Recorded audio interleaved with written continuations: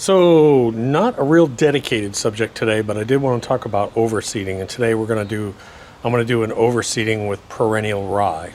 I'll explain what I'm doing. It's a little complicated, so hold on. A lot of you guys know in the backyard here, the front Zoysia looks absolutely amazing, by the way. People are just shocked when they come by it. They think I had sod put in, but that's 5 months old from seed. Looks absolutely amazing. And all I'm doing for the past 4 weeks is green shocker at the bad grate once a week. That's all I'm doing out there now. And it's just gorgeous. So let's talk about the back.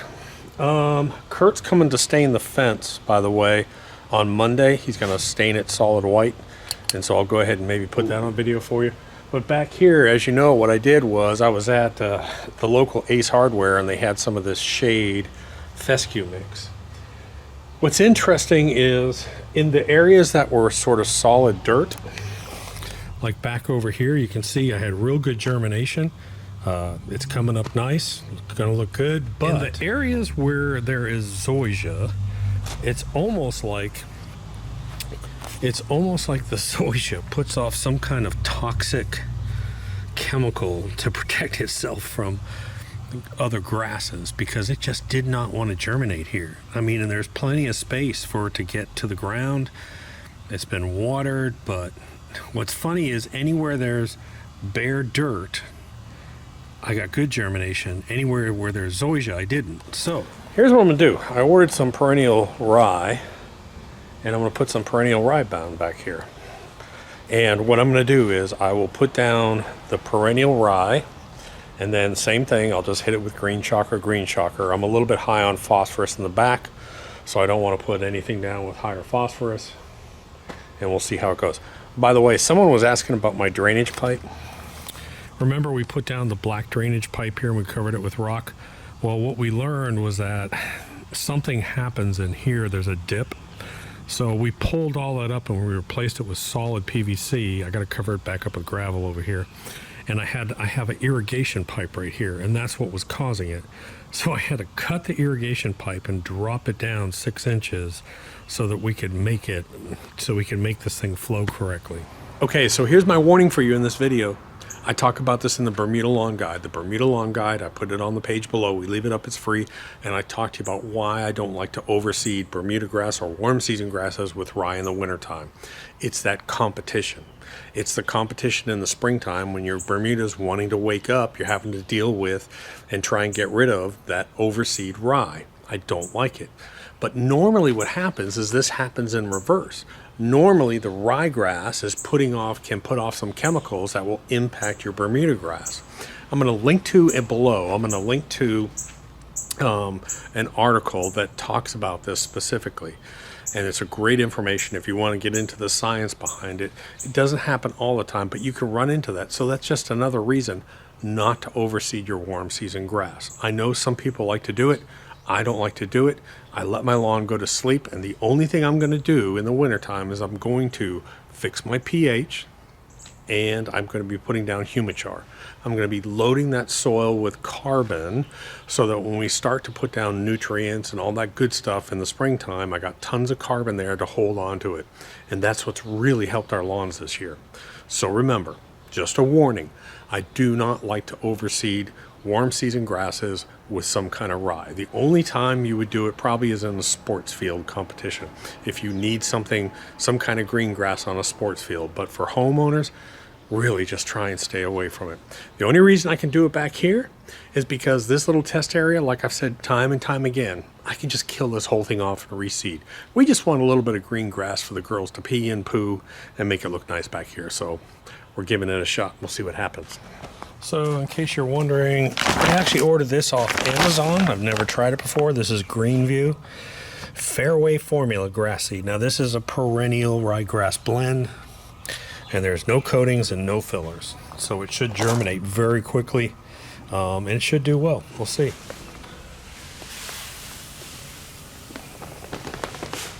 And what I always do is I always go around the edges by hand all around the gardens and around the stones, and then I use the spreader for the rest of it. Just go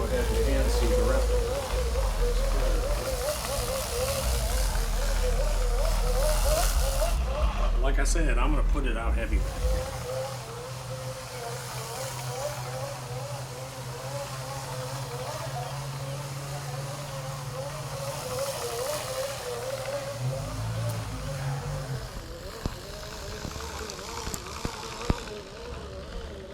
In case you're wondering, today's attire is brought to you by red fishing, because I was up at 5:30 this morning getting ready, and I went out fishing and caught a monster red this morning. And 2 days ago, what's funny is if you watch my channel, I posted a fishing video up about catching redfish. The day after that, I went out and I caught 5 redfish, all just monsters, all in 4 or 5 hours. It was insane. And it hurt my wrist actually fishing. Crazy. Okay, so if you've never seen it, this is my Sun Joe, which I have literally beaten the heck out of. I told you last time that what I do is this door can open and I tape it closed so rocks don't come kicking out, and you can see the blades underneath, and that'll dig this up about 1/4 to 1/2 inch and embed that seed just enough. It'll be just be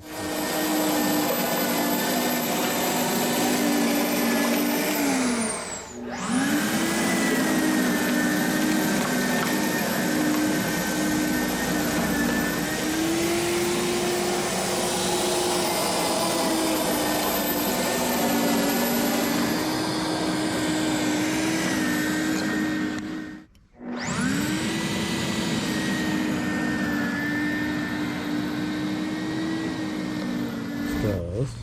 You can easily see it here.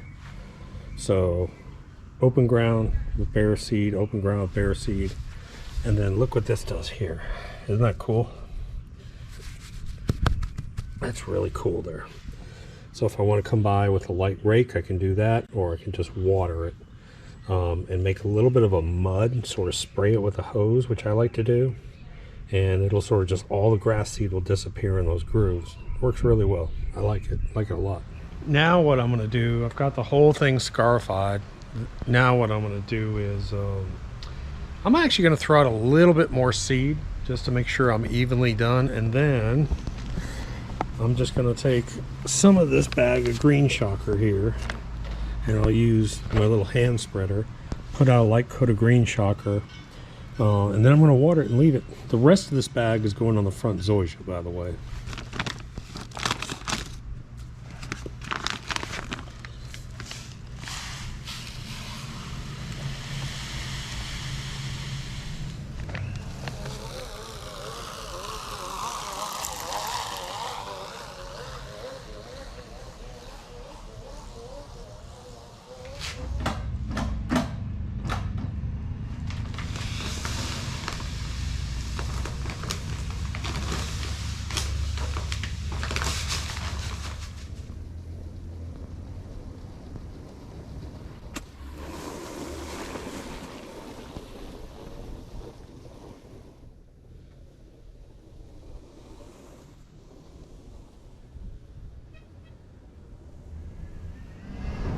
So let me show you something that's changed the way I water, and this isn't going to apply to everyone, but you know, I did a video on this 3/4 inch 0G hose. Well, this is a special 3/4 inch high volume nozzle. Then I got smart, and you have to realize that if you want really high GPH volume, water volume, you have to maintain 3/4 inch all the way through your plumbing. So this is my shallow well pump. So this goes to the irrigation here, but there's a T here for a, okay, for this thing, all right? Well, this thing doesn't let out 3/4 inch. As you can see, it's small, it's reduced down. And I wasn't getting a lot of good water volume. So I got this T, which is a 3/4 inch, goes into 3/4 inch here, 3/4 inch here, all through, and 3/4 inch, and this is how I water my front. Now today, I put the T on, and I'll be able to water the back. And again, straight with these, be able to turn the pump on and run it. So with my Ratio system, my Ratio app, I only have 4 zones on my sprinkler, And now what I do is I run zone 5. There is no zone 5. Well, the pump runs, you got to make sure this is open, and then I use the hose to actually do my irrigation. Keep your phone in your pocket, and then when you want to stop watering, shut it off, shut zone 5 off. That's how I do it. Well, here's kind of a funny update or note. As you can see, my pool is filled to the very, very brim. It's not supposed to be that way, so I'm backwashing it to try and empty it out. But why am I having to do that? Because last time I looked at my 10-day app, there was a 20% chance of rain, and I really hadn't checked it. It rained almost all night long. I mean, and it just stopped. It has rained, I would say probably close to 7 hours, and it wasn't a downpour, it was just a constant rain. Well, here's the good note. Here's the good thing about using this scarifier.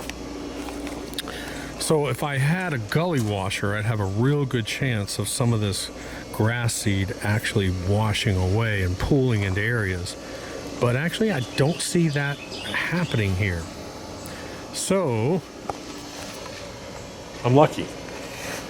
I think what I will do, now I have plenty of seed left. I think what I will do, just for the heck of it, I'll come back and I'll put a little bit more seed out just in case there was some washout in here. But let me tell you what, I've always said if you're gonna seed, try and do it during a period where you control the moisture, you control the irrigation. Don't go put out seed when you have thunderstorms coming in the next day or two. You're better off to seed when it says there's no rain chance for the next 6 days. Then irrigate, you water yourself. Now one note, one quick tip. If you want your seed to germinate really fast, there's one time of the day that I want you to make sure you get every ounce of seed wet and irrigate heavy. Do you know when that is? It's at night. I want you to go out as soon as that sun sets, run your irrigation or wet your lawn, and your seed will stay damp and wet all night long. That's the reason why seed germinates faster in shaded areas than it does in sun areas. In the sun areas it dries out, in the shade areas it stays wet. So if you can just keep watering, I mean, if I could run my irrigation system every hour on new seed would germinate in 48 hours. But the best thing you can do is at night, irrigate that seed and it's wet all night long. Anyways, hit subscribe and I'll show you the update when this stuff grows. Talk to you later. Doc.